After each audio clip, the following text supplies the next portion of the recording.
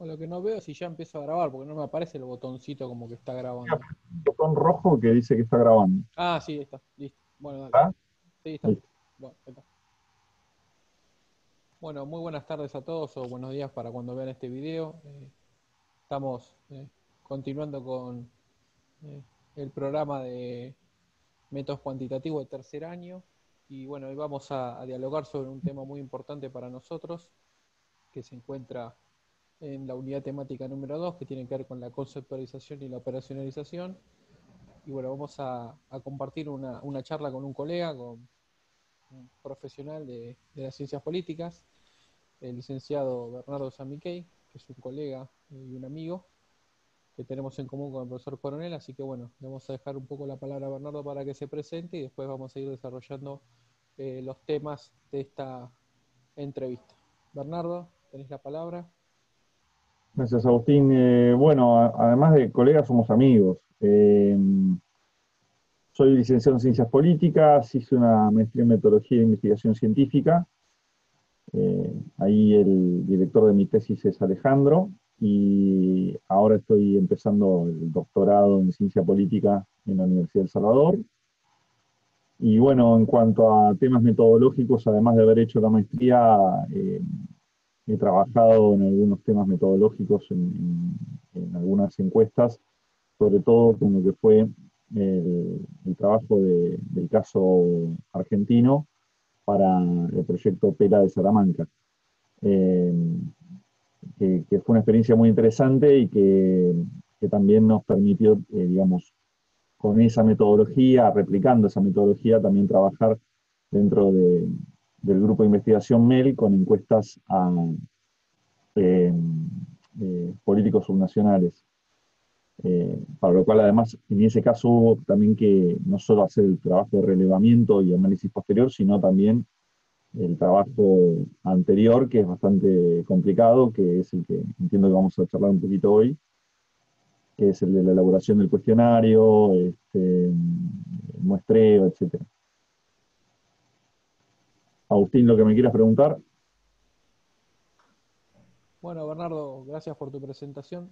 Me gustaría, antes de poder adentrarnos en los temas que nos convoca esta charla, esta entrevista, que nos puedas compartir un poco de qué se trata esto del grupo de investigación MEL que acabas de resaltar en tu presentación, para que podamos entender un poco a qué te estás refiriendo. Sí, el grupo de investigación MEL surgió hace 11 años. Sí, 11 años. Eh, Soy miembro fundador, junto con Alejandro Coronel. Eh, la idea fue empezar, surgió como surgen en muchos proyectos a veces, que es en torno a un proyecto específico o a una temática específica. En ese momento justo se había votado eh, en el Senado, se había rechazado el proyecto de ley que aprobaba, que buscaba aprobar, mejor dicho, la resolución 125. Y el común denominador en medios periodísticos, en medios académicos, en muchos lados, era que básicamente eh, el proyecto tenía que ser aprobado porque había una mayoría oficialista del gobierno que en ese momento era de Cristina Kirchner, y que además las provincias sojeras, vamos a decirlo así para simplificar, las provincias sojeras iban a votar en contra, las provincias no sojeras iban a votar a favor. Pero como la empiria indicó lo contrario, yo se lo llevé como inquietud a Alejandro con la idea de empezar a investigar este tema, pero en una visión un poco más sofisticada. Ahí empezamos a crear un índice de medición, bueno, toda una historia que nos llevó a decir por qué no tener, no empezar a promocionar esto y tener un grupo de investigación que empiece a generar líneas y bases de datos y líneas de investigación y trabajos eh, formulados desde una visión empírica, pero de manera independiente, sin conflicto de intereses, digamos, por amor al arte. Y surgió así, y bueno, nos fue muy bien. Eh, Uno siempre aspira más, por supuesto, pero tuvimos publicaciones, presentaciones, congresos, el acuerdo con otros. En este momento estamos trabajando en conjunto con otros grupos de investigación y otras universidades a nivel regional para hacer estudios comparados. Nos sumamos al proyecto de Salamanca, como habíamos dicho antes, el proyecto de LITS de Salamanca, etcétera. Así que eso nos dio muchísima experiencia y es increíble cuando uno mira para atrás, ya hablando en lo personal, cómo uno aprende un montón, aprende mucho. Es decir, en la época de la universidad, que los que nos están oyendo y viendo en este momento, seguro, bueno, están ahí en la etapa de la universidad, uno aprende muchísimo y es un momento de muchísimo crecimiento, pero lo que viene después, todos los años posteriores, cuando uno empieza a aplicar todo ese conocimiento, es impresionante lo que uno aprende y sigue aprendiendo en muchos detalles que es imposible tal vez que el profesor lo transmita por más buena voluntad que tenga, ¿no? Yo te quiero hacer una pregunta importante que me parece para poder ayudar a que eh, se puedan ubicar nuestros oyentes, digamos, porque muchos de ellos hace 11, 12 años, cuando vos estás hablando de la resolución 125, estarían cursando los primeros grados del nivel primario, la mayoría de ellos. Si nos podrías comentar un poco esa contextualización, por un lado, de Sí. ese acontecimiento, y después también esto que me parece que es muy importante en torno a la problematización que vos señalaste, eh, un poco cuál era, digamos, el estado de la cuestión respecto al modo de problematizar esta temática que vos estás señalando. Sí, a ver, para tratar de ir resumidamente, con la 125 estamos hablando de que en el gobierno de Cristina Kirchner, en cuanto ella había asumido el gobierno, eh, el ministro de Economía era Lustó, Martín Lustó, actualmente es opositor a ella, pero en ese momento era el ministro de Economía de ella, eh, eh, emite una resolución. Hay un tema muy de tecnicismo, además tampoco soy un especialista en el tema, pero que tiene que ver con que como la soja tenía un precio muy alto, valía el doble de lo que vale hoy, las retenciones de la soja, que son básicamente, bueno, hubo una discusión en ese momento de si eran impuestos o no, pero básicamente son impuestos, eh, eran muy importantes para el gobierno, eran un 35% de lo que se exportara, y la resolución de Lustó indicaba que si el precio de la tonelada de soja superaba un cierto valor, que en este momento no recuerdo, un valor nominal X en dólares, del cual estaba muy cerca de alcanzar ese valor, lo que iba a, todo el valor posterior a ese techo, todo lo que subiera de esos no sé cuántos dólares, eh, iba a tener una retención del 95%. Es decir, hasta ese techo te retenían el 35%, pero por encima de ese techo te retenían el 95%. O sea, en realidad ya no tenías incentivos para invertir. Esta es la visión más economicista del asunto. No ibas a tener incentivos para invertir eh, si seguía creciendo el valor de la soja, lo cual es ilógico. Pero bueno, eso iba a pasar. Eh, Más allá de esos tecnicismos, ¿qué pasa? El debate fue terrible, fue muy profundo y fue como un poco lo que fue el inicio del quiebre yo yéndome más a lo político, entre el kirchnerismo y Clarín, que hasta el momento no tenían, tenían una sociedad bastante fuerte, de hecho. Como estoy dentro de un paradigma empírico, me voy a los hechos, o sea, el último día del gobierno de Néstor Kirchner, él firmó un decreto en el que autorizó la fusión de Cablevisión con Multicanal. O sea, favoreció lo que sería una oligopolización favorable al grupo Clarín, justamente. Así que no es que tenían problemas. A partir de ahí tienen problemas y más que nada, según lo que yo entiendo, porque Clarín tiene mucha publicidad, o tenía mucha publicidad de los agroquímicos que están vinculados con la soja, justamente. Entonces tuvo que negociar entre uno y otro y se quedó con los que le pagaban la publicidad. Eh, bueno, digamos, sin irme por las ramas, lo que se esperaba era, en un momento cuando esa resolución no tenía mucho lugar, Cristina dice, bueno, lo voy a mandar al Congreso. Ahora, acá viene el aspecto de lo que segundo me preguntabas. Bueno, ¿cuál es la visión del asunto? ¿Cuál es el estado de la situación? El estado del arte. Bueno, el estado del arte, en un sentido más, digamos, yo recién decía periodístico, pero también académico, porque nosotros lo veíamos en congresos, era decir, si el Congreso es peronista, va a votar a favor. Si el Senado tiene mayoría cristina, va a votar a favor. Eh, si los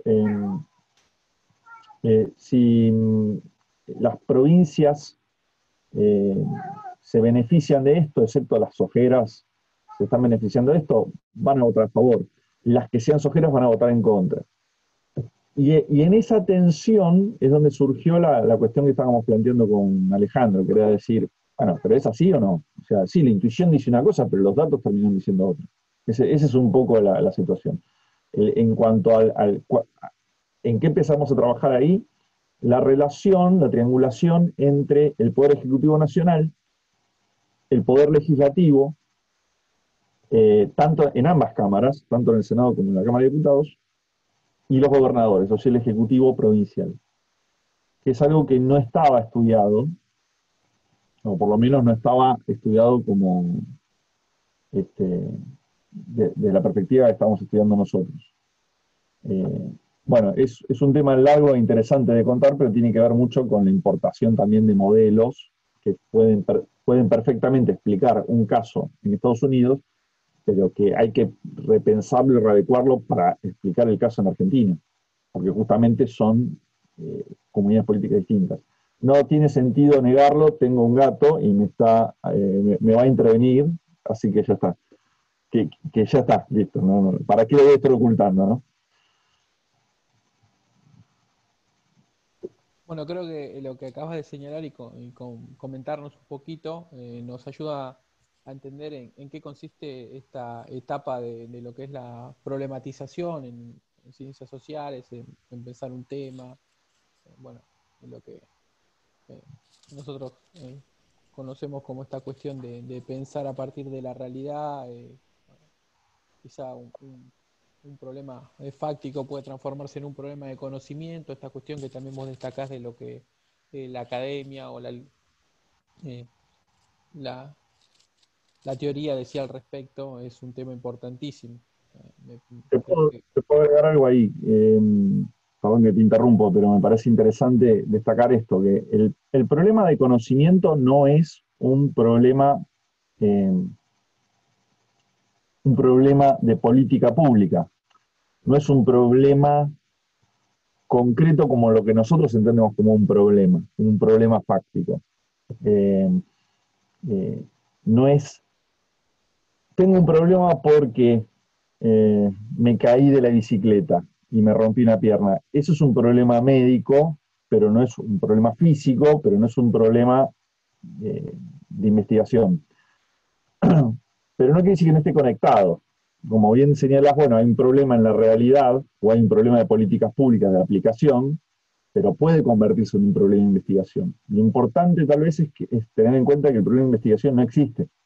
O sea, en la realidad, eh, más allá del marco epistemológico en el que esté planteado nuestro oyente, en sí la realidad podemos asumir que existe de alguna manera material. Eh, digamos, recién agarraba el vaso con agua. Bueno, hay un vaso con agua. Podemos discutir quién lo construyó, cómo se construye, si está la mente o no, pero hay un vaso con agua y hay una cierta materialidad. Pero el problema de investigación no me precede, no existe, no está hasta que yo lo pienso. Ese día en el que yo vi la votación, la noche en la que vi la votación, que Cobos dijo que su voto era no positivo, que estaba en contra del proyecto, y entonces ese proyecto se cayó. Lo fáctico en sí es que hubo una votación, que los tipos levantaron la mano, apretaron el botón, dijeron que sí, dijeron que no. Y, y, y hay otras facticidades, por supuesto, pero que no se ven, que son las influencias y todas las redes de poder que existen detrás de todo ese fenómeno, que es muy complejo, es inasible, absolutamente inasible, inabarcable para nuestras mentes. Ahora, cuando uno lo problematiza, es cuando uno se sienta a pensar y decir, pero ¿cómo funcionó esto?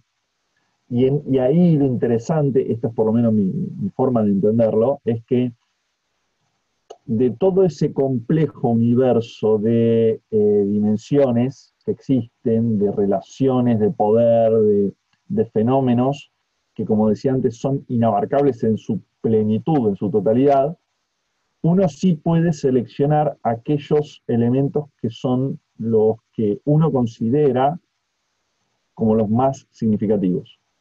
Y eso de uno considera como los más significativos, en realidad no es que uno los considera porque le parece o porque es intuitivo, o porque se lo contó a alguien, sino porque hay un marco teórico. Hay una forma de abordar el fenómeno, hay marcos teóricos, hay otras investigaciones que nos preceden y que pueden ser similares. Eh, entonces es una cuestión de, con astucia, observar digamos, ese estado del arte, esas teorías que existen al respecto, identificarlas, trabajarlas y ver cuáles son las dimensiones, cuáles son las variables que uno va a trabajar para... ¿Por qué? Porque esas son las variables que son las relevantes para investigar. Y por eso hay distintas escuelas, porque habrá una escuela que diga, esas no son las variables más importantes, son estas otras, o que digan, eh, estamos bien con las variables, pero el método tiene que ser este. Ese método no va, o ese índice inobserva ciertos elementos. O hay que observar el fenómeno midiendo otra cosa, pensándolo de otra manera, seleccionando otros indicadores. Entonces el mismo fenómeno estudiado desde distintas perspectivas se problematiza distinto y esa problematización lleva a preguntas distintas, a objetivos distintos, a métodos distintos y a teorías y conclusiones distintas.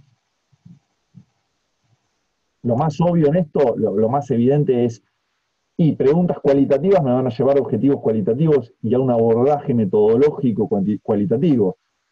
Y un problema que sea más cuantitativo me va a llevar a preguntas cuantitativas, objetivos cuantitativos y abordaje metodológico cuantitativo. Es obvio, pero a veces lo obvio es lo que menos presente está. Muchas veces nos confundimos en el camino.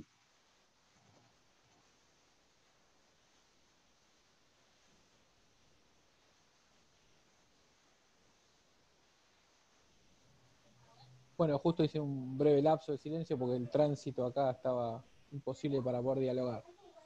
Creo que lo que vos recién comentaste contiene mucho contenido metodológico profundo que creo que bueno que después eh, ustedes que nos están escuchando deberán profundizar en la bibliografía, en los distintos elementos que les facilitamos. Pero bueno, yo un poco lo que quería es si vos podrías eh, temáticamente, por decirlo de alguna manera, eh, darnos cuenta de lo que implicaría esta cuestión de la conceptualización y la operacionalización a grandes rasgos, porque vos, por tu práctica profesional, lo haces habitualmente, por tu experiencia académica también, compartiste al inicio, y un poco que puedas darnos cuenta, diría yo, como en dos grandes aspectos. Creo que nos resultaría interesante que puedas darnos cuenta de los aspectos teórico-conceptuales, por decirlo de algún modo, de lo que sería un cuestionario estructurado, lo que sería su elaboración, su conformación, qué aspectos a tener en cuenta, con esos tecnicismos que diríamos, bueno, pases, filtros, cuestiones que tienen que ver con categorización de variables. Y después creo que, bueno, en tu parte de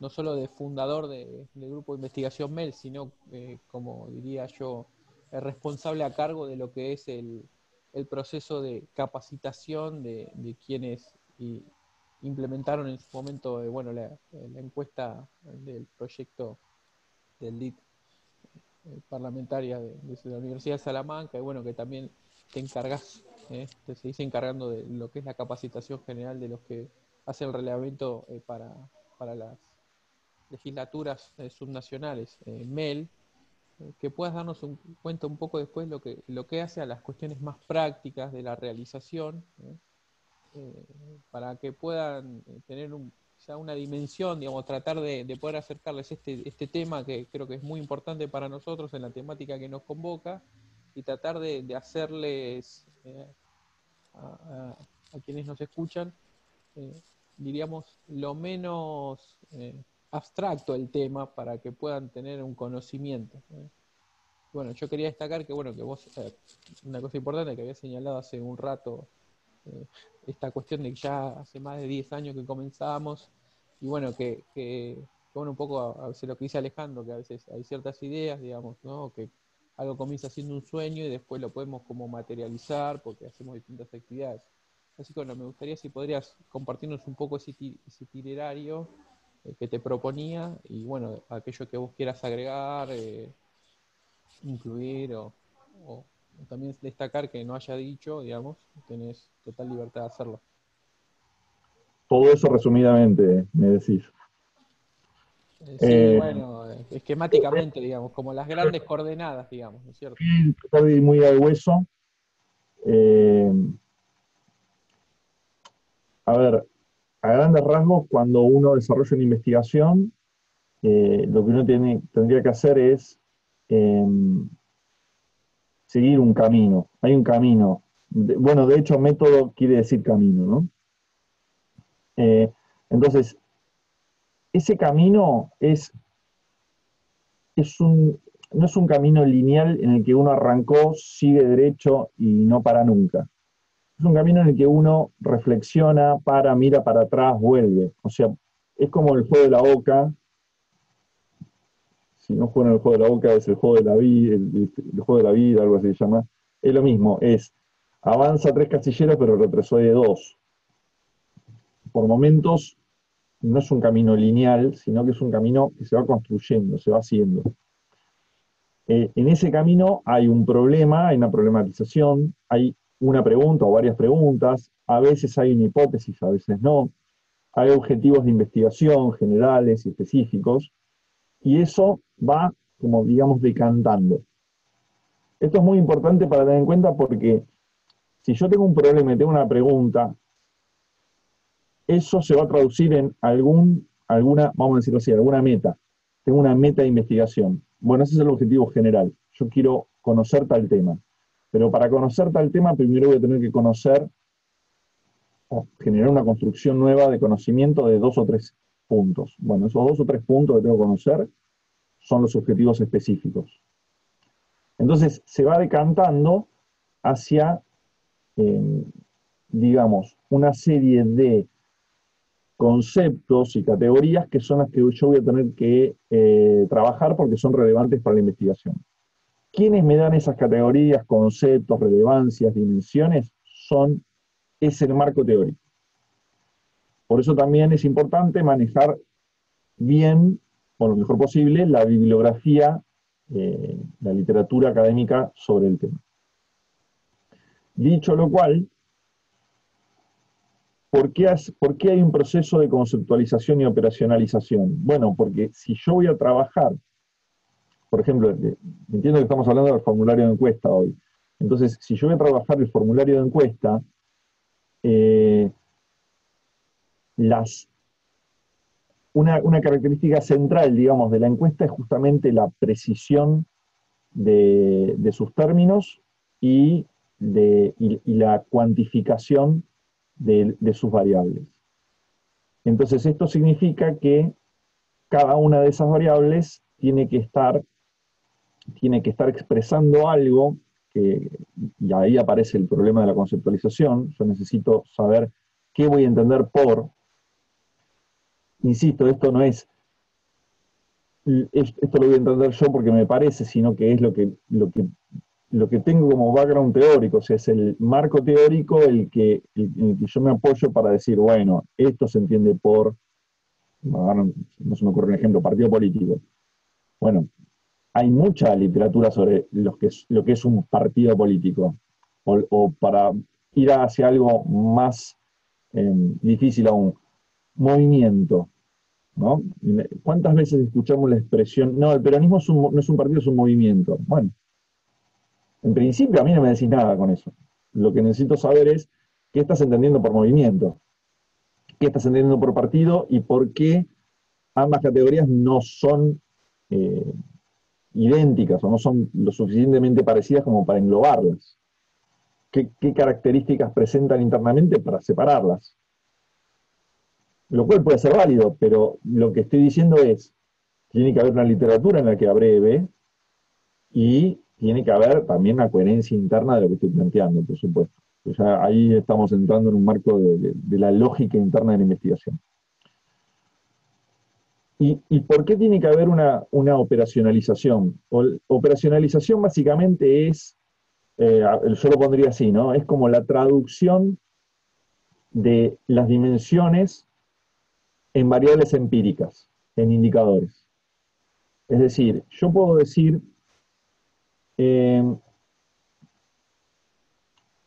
sí, coloquialmente, y no vas a comparar el sistema de salud de Holanda con el sistema de salud de la Argentina, ¿no? Con el COVID, obvio. En Alemania el sistema de salud es muy superior al de la Argentina. Bueno, no es obvio. Hay una serie de indicadores que lo pueden plantear sobre la calidad del sistema de salud. Pero ¿cómo se mide? ¿Cómo medimos esa calidad?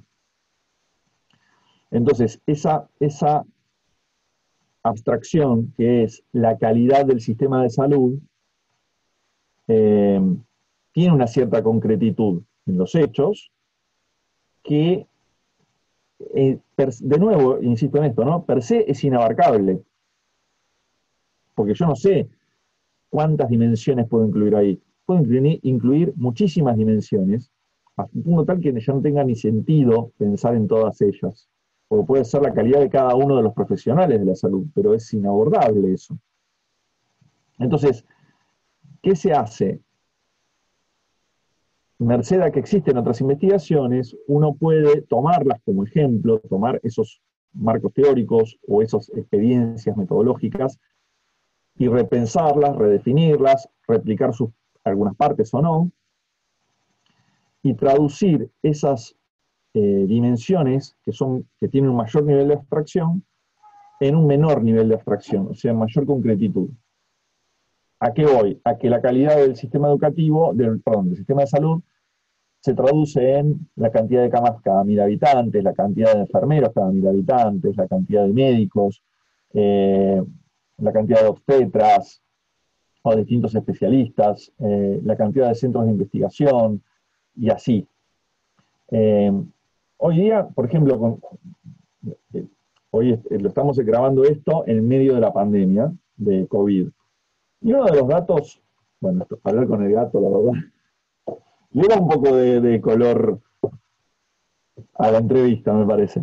Lo que decía es, estamos en el año de la pandemia del COVID-19 y lo que se ve es que la cantidad cuando queremos comparar a los distintos países, se empieza a ver esos indicadores, la cantidad de hisopados, la cantidad de infectados, la cantidad de muertes, y en realidad la cantidad de contagios en este caso está vinculada, en realidad es la cantidad de contagios identificados, y está vinculado con la cantidad de hisopados que existen.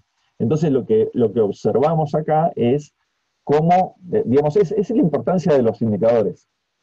Porque si yo tomo solamente, como puede hacer muchas veces el periodismo, la cantidad de contagios, puedo decir, no sé, tal país tiene más contagios que el otro, entonces este país es un desastre por la cantidad de contagios, y uno tendría que verlo en relación a la cantidad de hisopados que se hicieron. Bueno, el tema da para mucho, pero por lo menos voy a lo concreto, en donde aparecen algunos elementos que son interesantes para analizar o tener presente, digamos. No quiero desviarme mucho del tema central. ¿Cómo se formula un cuestionario Bueno, es mucho más difícil de lo que uno cree. Muchas veces, yo he tenido muchos alumnos o exalumnos que me decían, bueno, voy a armar un cuestionario, voy a armar una encuesta, como si fuera una cosa que uno arma en una noche en que se desveló. Y en realidad una encuesta implica pensar mucho en su operatividad, pensar mucho en varios factores. Uno es que las preguntas sean exhaustivas respecto de lo que uno quiere investigar. Porque yo no puedo, el día de mañana, supongamos, hice la encuesta, entonces te llamo, te digo, Agustín, ¿te puedo hacer una encuesta? Porque no sé qué. Te respondo, vos me respondes la encuesta, y cuando vuelvo a hacer el análisis me doy cuenta que me faltaron preguntas para hacer, y entonces te vuelvo a llamar y te digo, che, mira, me quedaron preguntas para hacer. No, no, definitivamente no, y menos si es una encuesta seria, porque va a tener que tener una muestra de miles de casos, y definitivamente no vamos a duplicar el trabajo. Entonces, hay una cuestión de tener en cuenta los recursos con los que vamos a contar, tener en cuenta las dimensiones de nuestro trabajo, el alcance de la investigación. Es muy importante tener presente que tiene que haber un proceso de muestreo, con lo cual, cuando yo hago la encuesta, los resultados de mi encuesta van a ser representativos solo de la población que yo investigué, no de cualquier población en cualquier momento y lugar. Eso también son temas que, si bien son básicos, parece mentira, pero en muchos casos hay hasta la verdad es que hay profesionales que no reparan en esto y dicen cosas que no son realmente consistentes. O sea, cualquiera que investigue un poco el tema sabe que pero es delirante, ¿no? Los invito a que lean bueno, no sé si cualquiera, pero casi cualquier nota que salga más o menos periódicamente en los diarios respecto de la variación porcentual de la imagen de los candidatos o los políticos, etcétera. Y van a ver que dice una diferencia, la imagen del presidente disminuyó respecto al mes pasado un 0,5%. ¿Y el margen de error de la encuesta cuál es? Y capaz que está publicado y es 1,5. Entonces, bueno, en realidad eso no tiene asidero científico. Si la imagen es la misma, en principio, la imagen no es la misma. Lo que yo no puedo afirmar es que cambió la imagen. ¿Sí? Ese es el tema. No puedo afirmar que bajó la imagen, porque si el margen de error es 1,5 y la modificación del dato que yo tengo es 0,5 para abajo, y como el margen de error es más o menos, en realidad yo no puedo saber si realmente mi dato del mes anterior no era menor al actual, en la realidad. Entonces, las encuestas marcan tendencias, y a menos que se empiece a entender bien cómo se construyó la encuesta, cuál fue la modalidad de la encuesta, si fue presencial, si fue autocompletada, si fue vía telefónica, si fue por mail. Son perfiles muy distintos, porque además vamos a estar alcanzando a distintas poblaciones que van a presentar características distintas. Y esos son temas que no se pueden desmerecer en el momento de pensar la encuesta. La modalidad de la encuesta es muy importante porque cada modalidad presenta características positivas y negativas. Es obvio que si es una encuesta telefónica, voy a tener, o por internet, que hoy sí se está popularizando, voy a tener un alcance regional extenso, voy a tener mayor velocidad para tener los resultados, mayor velocidad para el procesamiento. Perfecto, hermoso. también tengo que tener en cuenta lo siguiente, las poblaciones más marginales no tienen acceso a Internet. Entonces va a haber un sesgo en el que va a estar sobre representado los sectores más pudientes respecto de los menos pudientes. Para decirlo más simple, y probablemente no me respondan mucho los pobres. Segundo, ¿quiénes van a responder? Gente que esté con tiempo. Hoy con el tema del COVID tal vez muchos tenemos tiempo, pero bueno, en días un poco más normales, en condiciones un poco más normales, hay mucha gente que no tiene tiempo. Y hay un problema adicional muy serio. Las personas que responden encuestas por mail o por internet o por el celular, lo que fuera, son personas que se interesan por el tema. Y esto, yo por ejemplo lo vi, si vos me decís, che, vamos a lo concreto, yo lo vi concretamente, tengo el estudio por ahí, no lo tengo ahora a mano, no me di cuenta de tenerlo. Años atrás, un político para el que trabajaba me muestra una encuesta hecha por una consultora de muchísimo renombre,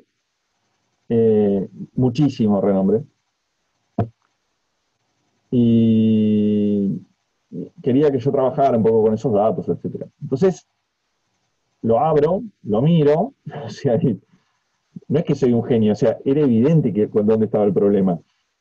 O sea, habían hecho, tenían 2 mediciones sobre los mismos candidatos.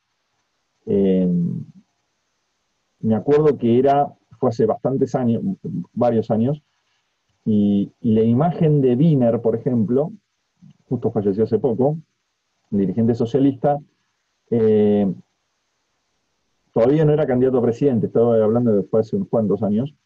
La imagen de Wiener en diciembre, en la medición de diciembre o de noviembre, era algo así, era la imagen, digamos, lo llamativo era que más allá de la imagen positiva y negativa, el desconocimiento de los que decían no lo sabe, no lo conoce, eran como del 40%, y la encuesta que le habían hecho en febrero, que era el resumen de este informe, ese margen de desconocimiento estaba en 5%. Era una bestialidad.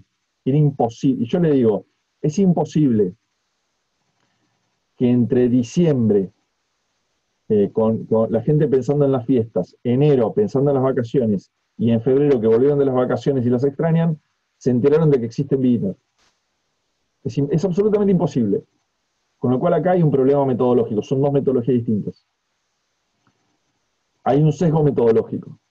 Entonces voy a la encuesta que habían hecho en octubre, noviembre, y voy a esta encuesta que tenía también una ficha técnica. Las fichas técnicas eran distintas. La de noviembre era, creo que era una encuesta presencial, y la de febrero era una encuesta que en ese momento creo que se hacía por mail o por internet. ¿A qué voy? Y obvio, ¿quién te responde una encuesta que le llega a su casilla de correos o en unas páginas web? Gente que conoce el tema y que le gusta, que le interesa. Gente que quiere hablar sobre política. Entonces, lógico, en ese submundo, Wiener era conocido, pero en el mundo de lo normal cotidiano, o sea, cuando habían salido al conurbano a encuestar, la gente del conurbano no lo conocía. Seguro que en Rosario sí, pero en el conurbano bonaerense no. Entonces ahí tenemos un ejemplo muy concreto que deja muy claro cómo hay sesgos metodológicos que hacen que por ahí uno no pueda comparar una encuesta con la otra. E incluso, digamos que hay algunas cuestiones metodológicas que pueden invalidar la encuesta. Porque en este caso esa encuesta no tiene mucho sentido per se. O sea, yo iba a decirle a Wiener, yo no, bueno, el autor de la encuesta le iba a decir a Wiener, bueno, usted no tiene gente que lo desconozca, lo conoce todo el mundo. Habías hecho una encuesta 3 meses antes que decía que el 40% no sabía quién era. Entonces la verdad es que ahí aparecen cuestiones que a veces por el sentido común o por cierto criterio uno tiene que poner el ojo visor sobre la ficha técnica, para ver cómo se hizo, cuál fue el proceso por el que se hizo el muestreo, qué me están queriendo decir cuando dicen tal cosa o tal otra, y a veces es muy fino el trabajo que hay que hacer en ese sentido. Pero por ahí es más importante hacer ese trabajo que hacer la lectura de los datos.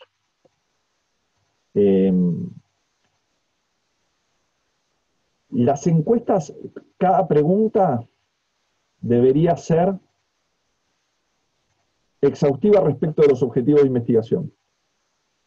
Y cada pregunta en un formulario de encuesta, decimos que es un formulario estructurado porque tiene un orden, tiene un sentido, tiene un orden lógico, y además cada pregunta tiene opciones de respuesta. Entonces no me puedo ir de esas opciones de respuesta. Esas son las que le decimos preguntas cerradas. Después hay unas que son preguntas abiertas, que la verdad es que no pueden ser muchas. Puede haber alguna pregunta abierta, pero si hago una encuesta de preguntas abiertas, no voy a poder después sistematizarla de ningún modo. Yo lo que necesito es que esas preguntas de algún modo ya estén categorizadas, de forma tal que tenga opciones que me permitan luego, para decirlo simple, sumar y restar las distintas respuestas que obtuve, ¿no? El sí, no, o no sabe, no contesta, el positivo, negativo. Entonces, esas opciones de respuesta tienen que ser exhaustivas y excluyentes. De algún modo, tienen que abarcar todas las opciones posibles. Y a veces se puede, porque no es muy difícil hacerlo, edad, y otras veces no es tan simple. Entonces, cuando no tenemos muy en claro la profesión, por ejemplo, una variable nominal tipo profesión, bueno, no puedo listar las 15 millones de profesiones que debe haber, o cómo se pueden autoidentificar las personas. Entonces, o lo categorizo de alguna manera que agrupe determinadas profesiones, o pongo un conjunto de profesiones que a mí me interese puntual y después cierro con un otros, especifique. Ahora, ¿qué pasa?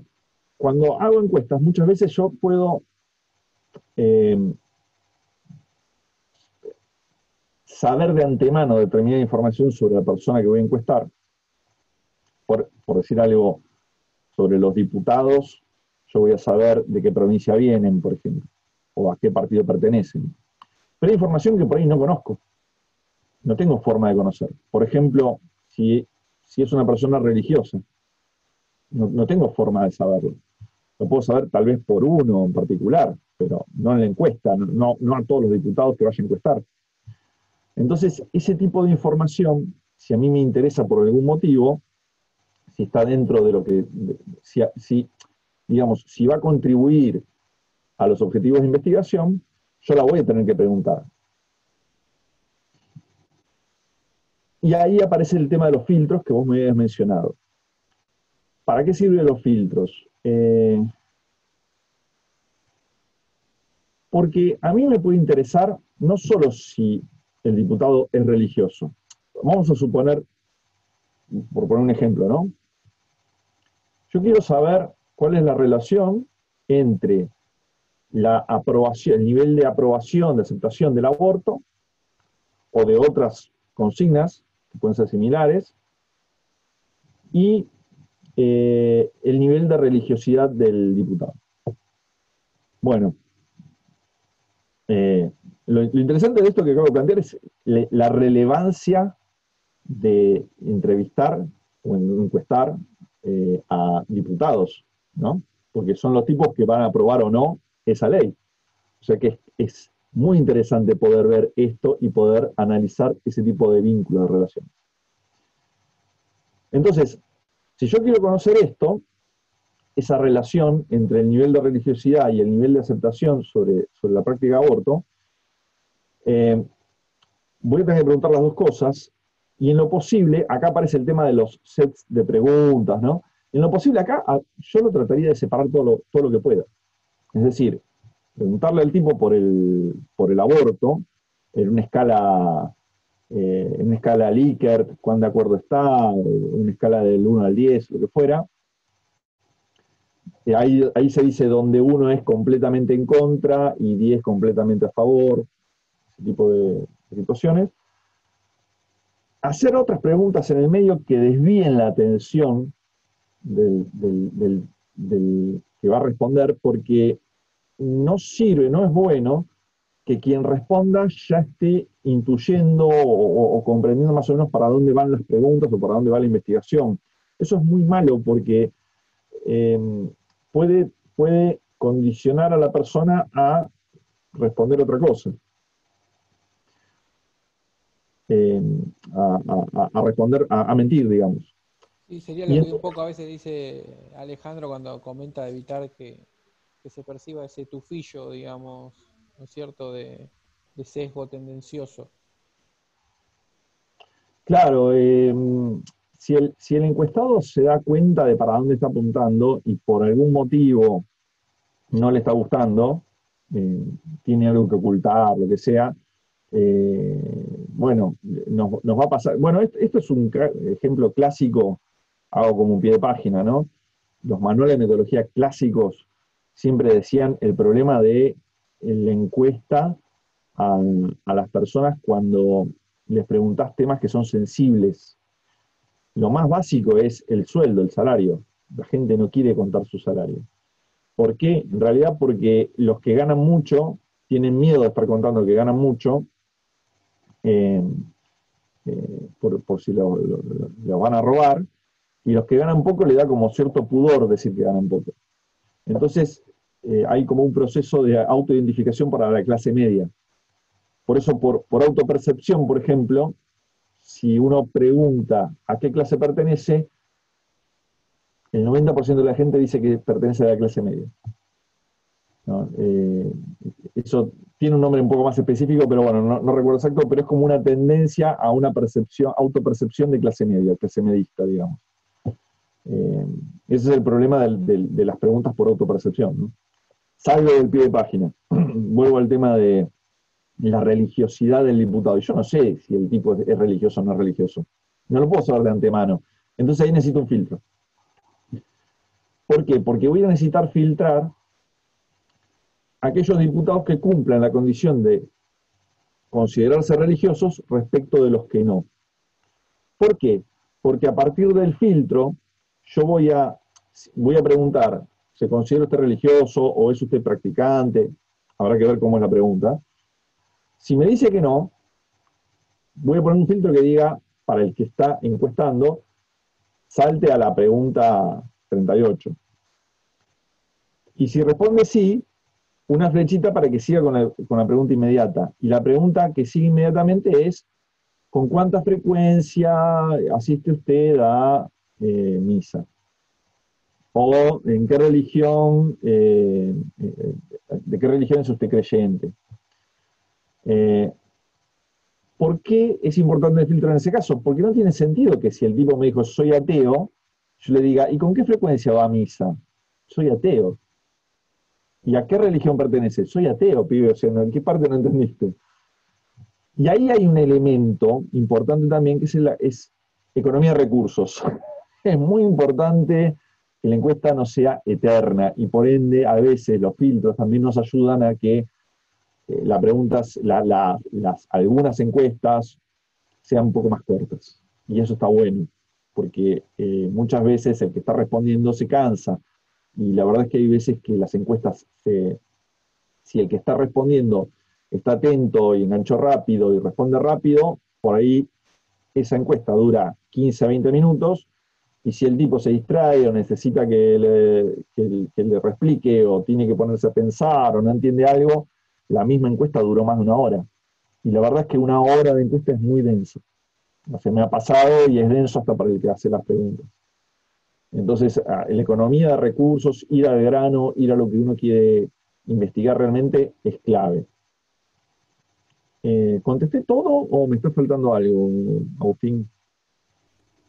Mirá, que fuiste muy, muy completo, de hecho trataste algunos temas incluso que una cuestión de desarrollo de nuestra propuesta, no hemos visto todavía, y veremos más adelante con lo que hace todo lo que es muestreo, tipos de muestreo, esta cuestión de la probabilidad y la representatividad, la posibilidad de extrapolar los datos de la muestra al total de la población, dependiendo de las condiciones del tipo de muestreo aplicado, lo que es ficha técnica, bueno, creo que vos... Ya spoileé la serie, ya conté el no, final. digamos, pero fuiste adelantando cosas que creo que son importantes porque son grandes elementos, conceptos que van a estar presentes a lo largo de todo lo que nosotros vamos a ir desarrollando.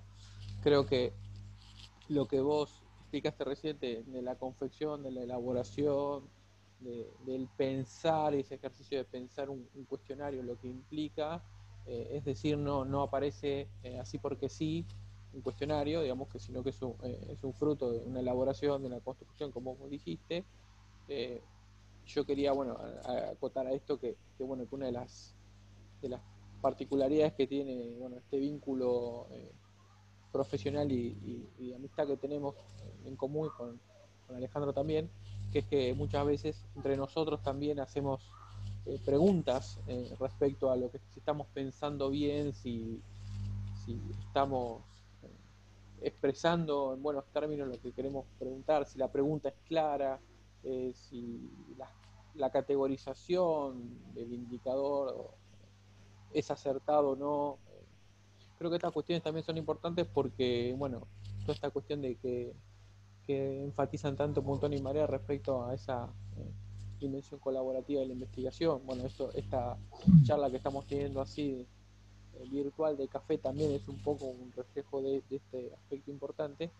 Y bueno, vos recién señalaste todo lo que tiene que ver con la construcción y adelantaste algunas cuestiones respecto a la implementación del cuestionario, bueno, las cuestiones de los tiempos.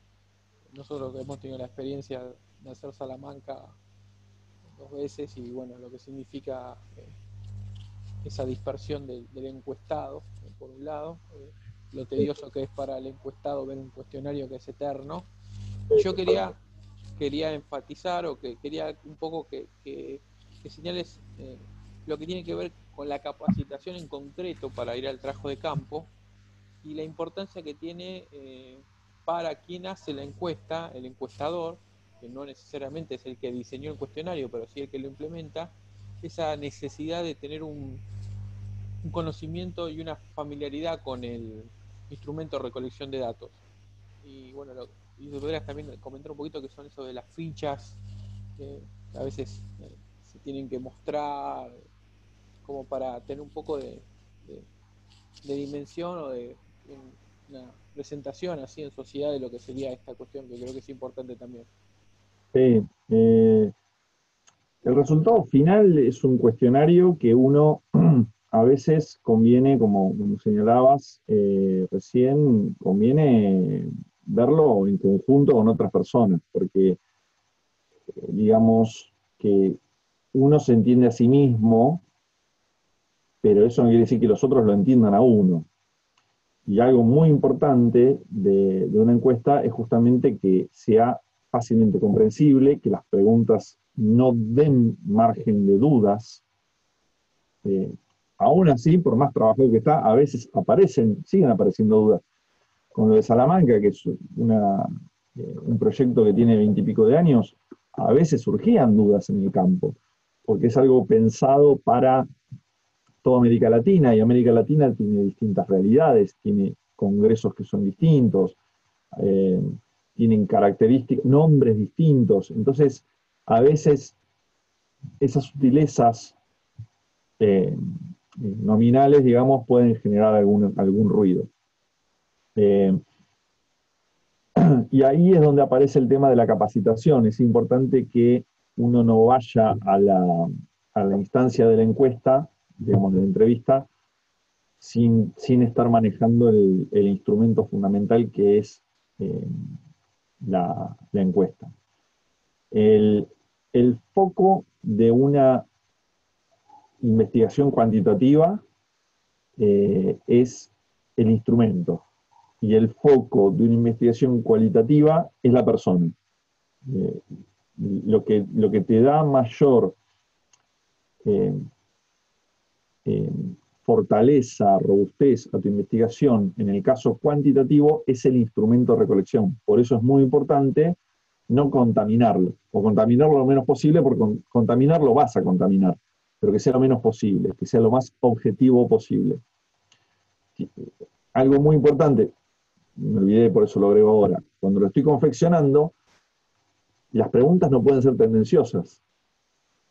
Y hay veces, esto puede sonar obvio, pero hay veces que como uno hace la pregunta, es tendencioso, pero no porque uno la haya querido hacer así adrede, sino porque uno le puso la impronta de uno. Y por eso está bueno que otros lo miren y digan, che, pero es como que me estás indicando un poco que para tal lado. De hecho, en algunos casos, lo que uno hace es poner comentarios para el encuestador en la pregunta para decir que altere, en algunos casos uno le pide que altere el orden de las opciones de respuesta o que no lea las opciones de respuesta, justamente para no generar esos sesgos o para evitarlos lo mejor posible. ¿Por qué? Porque tratamos de evitar el sesgo de te respondo a la primera opción. Porque cada uno de nosotros, a ver, tenemos nuestras características. El tipo que voy a encuestar, que es medio vago o que no le gustó estar respondiendo, por ahí me empieza a responder la primera opción. O me responden todo poco, algo, mucho, mucho, mucho, mucho, mucho, en todas mucho, y no me sirve de nada. De 1 a 10, 5. Bueno, y de 1 a 10, 5. No me sirve de mucho ese relevamiento. Entonces, en algunos casos está bueno poder alterar el orden de las opciones, no dar las opciones, o mostrar una ficha, que no es una ficha técnica, son otras dos cosas, son dos cosas distintas. Lo que vos decís es la ficha en la que en realidad estás mostrando con una imagen esa escala, para que el tipo se ubique y ubique el concepto que está en una punta, el concepto que está en otra, el concepto que está en el medio, y esas escalas a mí o los nombres de las personas, o lo que fuera, que yo estoy queriendo utilizar como opciones de respuesta, para que el tipo no se me pierda. Es muy importante, sobre todo, cuando las opciones de respuesta son medio complicadas, cuando son opciones que son oraciones medio largas, que son 3 opciones, pero cada una es una oración de 20 palabras. Bueno, el tipo se me va a marear. Entonces está bueno en ese caso mostrar la ficha y decir esta o esta. El tipo la lee y en todo caso vuelve a leer la anterior, ahí decide. Pero la verdad es que no hay una fórmula única de todo esto, hay que trabajarlo puntualmente con cada uno de los casos. Lo que sí es muy importante es esa capacitación, esa preparación del entrevistador, sobre todo porque también hay que evitar el sesgo en el momento de preguntar. Si yo, es obvio que si voy a preguntar por cada uno de los políticos, voy a poner el nombre y el apellido, no voy a poner el apodo en el medio. Pero es todo un problema, porque a veces el político se lo conoce por el apodo. Carrió pasó a ser Lilita. Entonces, ese es un tema que en algún modo uno tiene que buscar la vuelta para resolverlo y para que sea lo más objetivo posible. Pero lo que decía es que además, a mí me puede caer mal Carrió. Y yo no tengo que revelarle de ningún modo a quien estoy encuestando que me cae mal, porque la persona que está del otro lado percibe cosas. Entonces no hay que olvidar que la teoría de la comunicación dice que el 93% de lo que comunicamos no es verbal, no es oral, es gestual.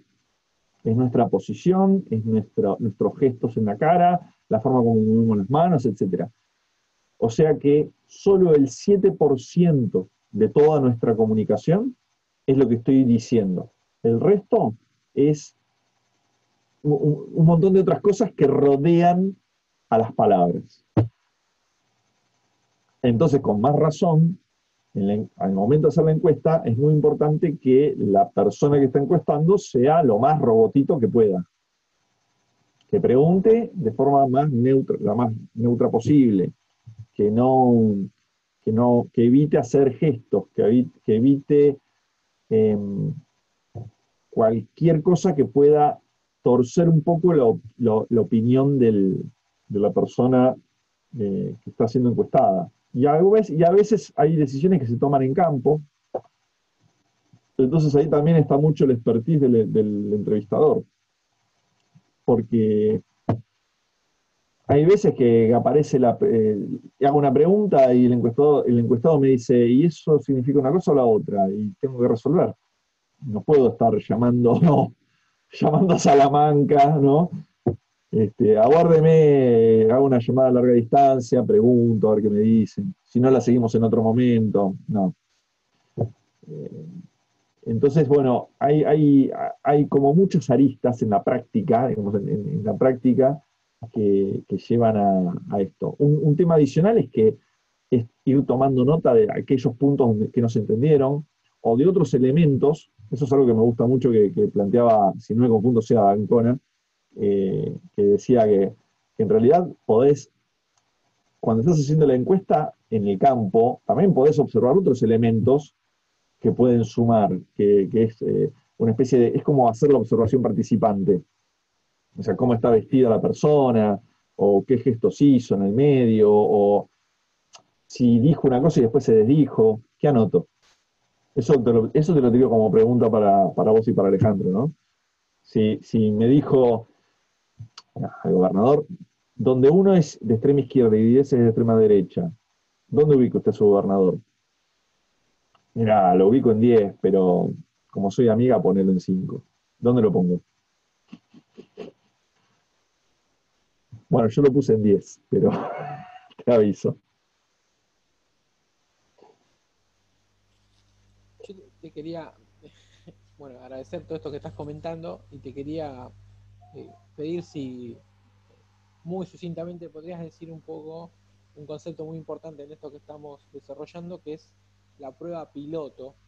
Que, ¿Qué significaría una prueba piloto de un cuestionario? Porque creo que, bueno, ya con todo lo que has dicho, pero también es un elemento importante que quizás estaría bueno no omitir. La instancia inicial, cuando uno tiene un cuestionario hecho, pero no lo ha podido... toqué algo en la pantalla, perdón, no sé si salió. Decía que hay una instancia inicial en la cual uno formuló el cuestionario, tiene las preguntas, tiene las opciones de respuesta, pero todavía no lo llevó a campo. Y ahí está la gran duda que a uno le puede surgir, es, ¿este formulario va a ser realmente útil? ¿Se va a entender? ¿Me va a generar problemas? ¿Me van a quedar, las opciones de respuesta no van a ser exhaustivas y me van a quedar opciones afuera? O sea, cuando yo le haga las preguntas, si el otros especifique es más del 5%, está mal hecho. El otros nunca puede ser más del 5%. Entonces, todo ese tipo de problemas que yo solo voy a poder darme cuenta en campo, las tengo que llevar a campo. Entonces, para ahí aparecen las pruebas piloto. La prueba piloto es esa instancia en la que uno dice, bueno, vamos a salir en campo en octubre. Bueno, mira, ¿por qué no ahora, fin de agosto, comienzo de septiembre, no hacemos, no necesariamente muchas, 2, a lo sumo 3? Hay veces, yo diría que es 1 o 2 encuestas eh, con ese instrumento de recolección para ver qué onda, para ponerlo en términos simples, para ver qué pasa. Eh, se hace como a modo de prueba, de ensayo y error, para ver dónde estuvieron las trabas, si se entendió o no se entendió, si quedaron cosas afuera, etcétera. Porque insisto en esto de que una vez que yo salgo a campo, ya tengo la muestra hecha, ya tengo los contactos realizados, ya tengo todo ese trabajo que es un trabajo muy arduo, voy a campo o llevo a los encuestadores a campo y resulta que los tipos vienen todos con la misma devolución. Che, mirá, hay 3 preguntas que los encuestados no me saben responder o me dan otras opciones, no sé cómo completarlo. Y ese es el mejor de los casos, porque ¿qué pasa si yo llamo a los encuestadores y me dicen, no, todo bien, no, todo bien, no, todo bien?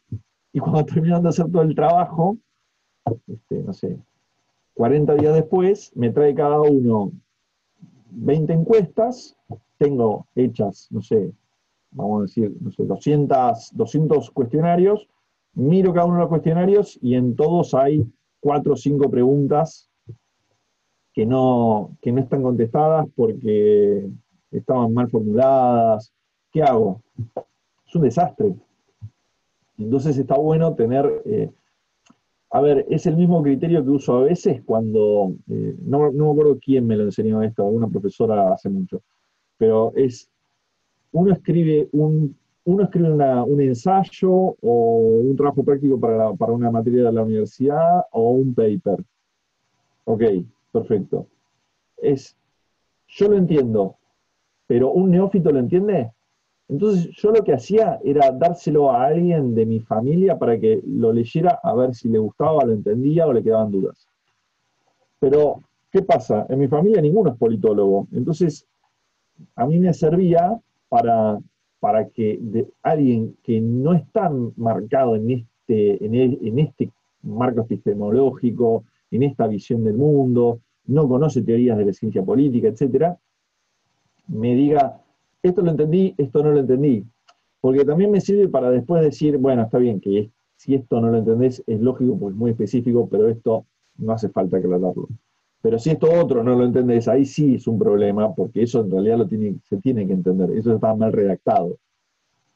Entonces, son pequeños detalles, pero creo que hay un dicho que dice como que el diablo se oculta en los detalles, ¿no? En la letra chica, algo así. Está bueno tener esos detalles a veces bien pulidos antes de salir a campo.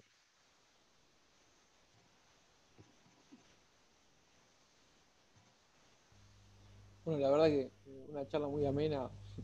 Creo que nos extendimos un poco del tiempo que teníamos pensado originariamente, pero creo que hemos abordado los temas centrales, los ejes temáticos, digamos, que son indispensables para poder entender esto. Esta conversación que estamos teniendo acá con Bernardo no suplanta, como diría Alejandro, me dijo a mí cuando era alumno, digamos, todos los recursos, no suplantan la lectura de la bibliografía, que es muy importante.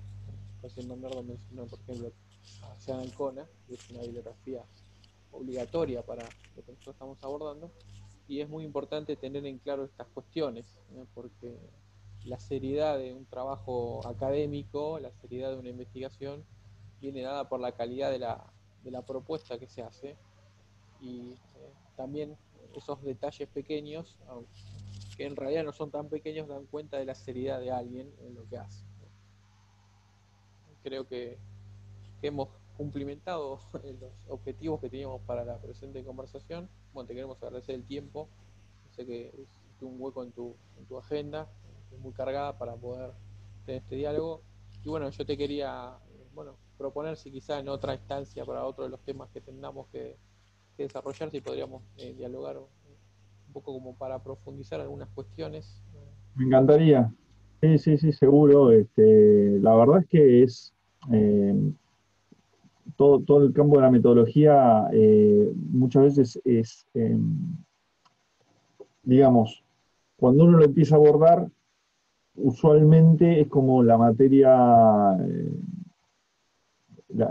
que a uno no le gusta o la que menos tiene ganas de cursar, eh, le tiene miedo, ¿no? La materia embole, muchas veces la materia embole, pero la verdad es que si uno le presta buena atención y trata de entender un poco eh, todo el fenómeno más de fondo, más epistemológico, empieza a tener otro cariz, empieza a ser muy interesante. Por supuesto, la epistemología es mucho más abstracta y por ahí no me sirve con entender epistemología para entender metodología o técnicas de encuesta, pero sí me permite entender cómo hay distintas formas de encarar los fenómenos y me pueden dar resultados muy distintos, y eso es muy interesante y tiene un trasfondo más filosófico, si se quiere, y también de entender que a veces hay impericia y hay veces que hay intereses, ¿no? Eh, por otro tipo de intereses de política, de poder, económicos o lo que fuera, para presentar ciertos temas y mostrarlo de determinada manera. Bueno, está el famoso artículo que creo que está en la bibliografía de ustedes, que es cómo mentir con estadísticas, que es muy interesante ver, bueno, a ver cómo pueden mentirme con estadísticas, y hay veces que realmente es muy fácil que me mientan con estadísticas. Eh, y todos somos mucho más giles de lo que creemos. Es decir, hasta, hasta el más inteligente y el más astuto y el más despierto tiene momentos en los que está este, no muy despierto y la información la capta así como viene.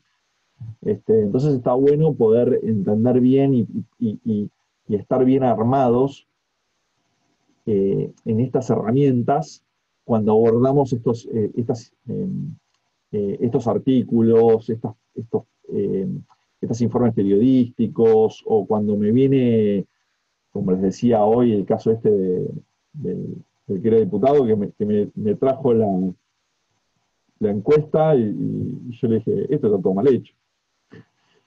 Y obviamente, bien de político me dijo, ¿por qué?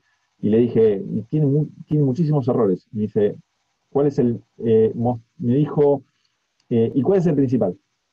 Bien de político, dame, expeditivo. Le dije, esto y esto. Claro, ya está, le quedó clarísimo, porque no son boludos. Lo que pasa es que no saben de metodología, pues se dedicaron a otra cosa. Como yo no sé de medicina, y bueno, tendré que ir a un médico, pero está muy bueno, insisto, en que le presten atención a la bibliografía. Es una bibliografía muy bien seleccionada, porque yo lo conozco a Alejandro, di clase con él hace tiempo, y hay bibliografía que es muy sustanciosa. Como les decía, lo de cómo mentir con estadísticas, es interesantísimo observar eso y ver cómo modificando el año base o modificando un poquito el gráfico, o mostrando una cosa, mostrando la otra, presenta una información muy distinta. Y está bueno estar despiertos con eso. Bueno, eso es más o menos lo que quería resumir para incentivar un poco la lectura y el estudio de esto, que a veces no es tan simpático. Y yo creo que, bueno, eso es indudable, no se puede no leer en este campo en el que estamos nosotros, todos, pero hay una necesidad de estar actualizado continuamente, estar leyendo. Y un poco lo que vos planteás es lo que nosotros le proponemos como una de las lecturas al principio de la cursada, que es el texto de Jaureche, que habla sobre la sabiduría del estaño, esta cuestión de, digamos, de tener el ojo afinado para estas cuestiones que vos mostrás, saber dónde mirar, qué mirar. Y creo que ahí está la diferencia en lo que vos planteás, que con lo que van a aprender a lo largo de este cuatrimestre puedan tener esa capacidad que vos señalaste recién de marcar los tres aspectos, por ejemplo, que hacen que eso sea metodológicamente mal. Después quedará en esa persona que te hizo la consulta qué hace con esa información, si le da credibilidad o no, pero vos, digamos, fuiste profesionalmente serio, digamos, creo que es un poco lo que nosotros buscamos, ¿no es cierto? Así que bueno, Bernardo, te agradezco mucho por el tiempo. Bueno, les proponemos, bueno, poder mirar ahora la bibliografía a partir de esta charla que hemos tenido, poder encontrar las relaciones de lo que hemos dialogado, y bueno, cómo se plasma en la práctica concreta estos aspectos que hemos tratado en esta charla. Y que después, a lo largo de lo que vamos a ir viendo, van a ir pudiendo descubrir cómo estos aspectos que Bernardo señalaba después están presentes a lo largo de toda la investigación y se traducen, aunque no tengamos todavía la dimensión, porque estamos comenzando recién, en lo que es la elaboración final de una investigación, los resultados, lo que presentamos, etc. Así que bueno, Bernardo, muchas gracias por tu tiempo y bueno, estamos en contacto. Bueno, muchas gracias a ustedes. En el fondo fue bastante divertido. Sobre todo en etapas de confinamiento, uno necesita un poco más de sociabilización, así que no estuvo nada mal. Te mando un abrazo y muchas gracias por la invitación. Y bueno, yo quiero agradecer también al profesor Coronel que nos dio el espacio y la posibilidad también de Auspició el espacio. el espacio. Bueno, y que en cierta manera, bueno, los dos somos como deudores de él en algunas cuestiones de esto que estamos hablando, de nuestro trabajo Esperemos mutuo. que no nos quiera venir a cobrar, ¿no? Sí, sí. No, no, ya.